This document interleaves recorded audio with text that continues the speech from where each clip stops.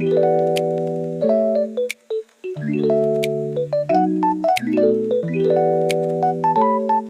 আসসালামু আলাইকুম এভরিওয়ান, কেমন আছো সবাই? আশা করি সবাই অনেক অনেক ভালো আছো। Welcome to my new mini blog video. তোমরা নিশ্চয়ই থাম্বনেল দেখে এতক্ষণ বুঝে গেছো আজকের ভিডিও কি নিয়ে। আজকে আমি যাচ্ছি আমার নানির বাসায় এন্ড ওখানে কি কি করি, কিভাবে আমার ছুটির দিনগুলো কাটাই। সো আমার হচ্ছে এই ভিডিওটা ছাড়ার কথা ছিল আরো আগে, কিন্তু আমি দেরি করে ফেলেছি ছাড়তে। সো যাই হোক, ঘুম থেকে উঠে জলদি জলদি আমি হচ্ছে আমার বিছানা সবকিছু গুছিয়ে ফেলি।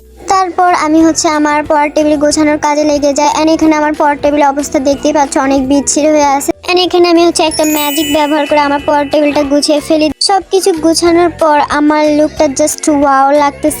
এর ফাঁকে হচ্ছে আমি আমার যত কাপড় আছে সবকিছু ঠিকঠাক মতো গুছিয়ে নেই। দেন হাত মুখ ধুয়ে রেডি হয়ে চলে যাই গাড়িতে করে।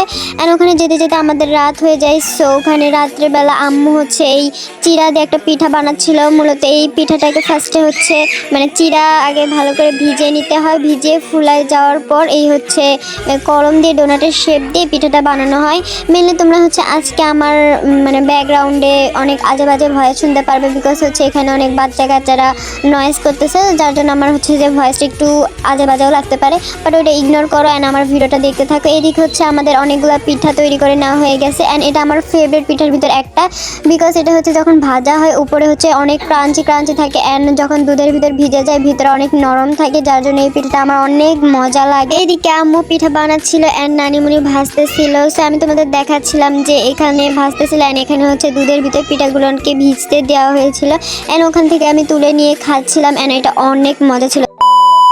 এদিন তারপর তেমন কোনো আর ভিডিও করা হয়নি। অ্যান্ড সকালে ঘুম থেকে উঠে আমরা ফার্স্টে হচ্ছে গোসলের আগে একটা ফেস প্যাক বানিয়ে নিচ্ছিলাম। এটা হচ্ছে আমার যত বোন আছে আমরা সবাই ইউজ করবে। এখানে বেসন, কফি আর আলুর রস দেওয়া হয়েছিল। অ্যান্ড আমার সবচেয়ে ছোট বোন ও হচ্ছে এই কফিটা দিয়েছিল, মানে এই প্যাকটা দিয়েছিল।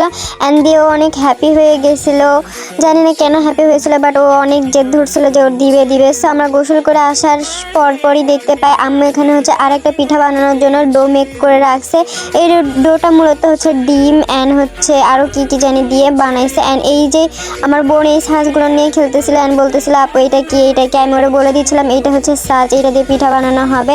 অ্যান্ড এগুলা এই সাজের জন্য পিঠার ডিজাইনটা ফুটে উঠবে অ্যান্ড সুন্দর লাগবে। সেখানে আমার যত বোন আছে, আম্মু, নানি সবাই এখানে হচ্ছে কাজ করতেছিল। এখানে আমার বোন বসে বসে ওই কাঁচা ডোটাই খাচ্ছিল। এই পিঠাগুলো দেখতে অনেক সুন্দর লাগতেছিল, ছোট থেকে বড় সবাই সাহায্য করতেছিল, বাট আমি আজাইরা বসে বসে ভিডিও করতেছিলাম। তারপর আমার অনেক খিদা পেয়ে গেছিলো, সো আমি এখানে ভাত খেয়ে নেই। আমি খেয়ে এসে দেখি অলরেডি অনেকগুলো পিঠা তৈরি করা হয়ে গেছিল। কেউ হচ্ছে গোল গোল করতেছিল। এখানে হচ্ছে আম্মু চিরুনি দিয়ে এক ধরনের পিঠা বানাচ্ছিল, এটা দেখতে শামুকের মতন অনেক সুন্দর লাগতেছিল দেখতে। আর এখানে হচ্ছে আমার একটা পুচকি মামাতো বোন বসে বসে লাড্ডুগুলাকে ছাঁচ দিয়ে পিঠা তৈরি করতেছিল। এখানে সবাই কাজ করতেছিল, শুধু আমি আর আমার হচ্ছে লেজি বোন বসে বসে খাচ্ছিলাম এন্ড ভিডিও করতেছিলাম। তোমাদেরকে আমি বলেছিলাম আমার ট্যুরের ভিডিও শেয়ার করবো, বিকজ আমার স্কুল থেকে ট্যুরে নিয়ে যাবে। সো দুর্ভাগ্যবশত ওখানে আর যাওয়া হয়নি, এখনো দেরি আছে যাওয়া। যখন যাবো অবশ্যই তোমাদের জন্য ভিডিও আপলোড করবো। সো যারা যারা দেখতে চাও অবশ্যই সাবস্ক্রাইব করে রাখো, যাতে তোমরা তাড়াতাড়ি আমার ভিডিওগুলো দেখতে পারো। এন্ড এইদিকে হচ্ছে আমার নানিমণি পিঠাগুলো ভাজতেছিল।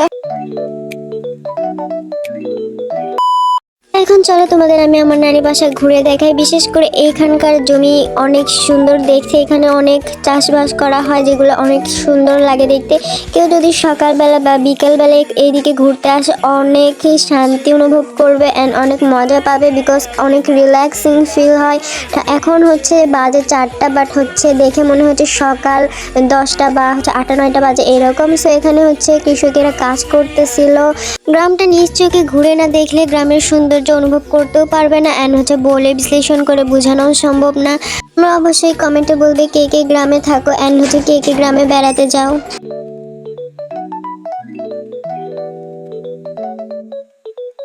এরপর এখানে হচ্ছে আমার মামাতো বোন মেবি এগুলো চন্দ্রমল্লিকা ফুল, এগুলো দিয়ে কিছু ভিডিও ক্লিপ নিচ্ছে। দেখতেই পাচ্ছ এখানে কত জোরে হাওয়া বইছিল অ্যান্ড হচ্ছে কত সুন্দর লাগতেছিল।